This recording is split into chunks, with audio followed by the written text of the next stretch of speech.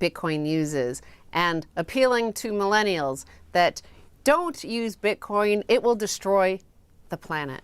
Even if Bitcoin, for example, did consume too much energy, which it doesn't, there are very good arguments for Bitcoin as a force for good in energy. For example, Bitcoin is extremely good for renewable energy. Why? Because renewable energies are, for the most part, intermittent. So you don't decide when it's sunny, you don't decide when it's windy, and you don't decide when it rains for hydroelectricity, for example. So you're producing energy while there's no consumption. So what do you have to do? You have to store it, or you have to transport it very far. This is very expensive, and you lose electricity as you transport it. So it makes renewable energies more difficult to manage because you have these surpluses that you have to plan for. So what are you going to do with the surplus?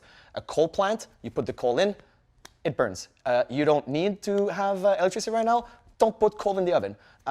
So it's, if you're analyzing, am I going to go for renewable or non-renewable? You look at renewables, I have to deal with all these surpluses. I might go for the coal instead. It's much cheaper. But with Bitcoin, what you can do is you can bring the Bitcoin miner and eat the surplus. So you cannot transport electricity over big distances, but you can certainly transport a shipping container full of miners. And that is, for example, what they do in Canada for excess gas.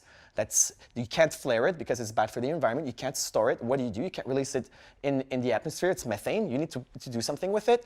Let's mine Bitcoin with it, right? So Bitcoin can make energy more liquid. And if it makes energy more liquid, it makes energy markets more efficient. And if energy markets are more efficient, people will always just go towards the thing that is consuming the least energy, and whatever is consuming the least energy is also usually what has the less waste and byproduct, and it's usually renewable energy.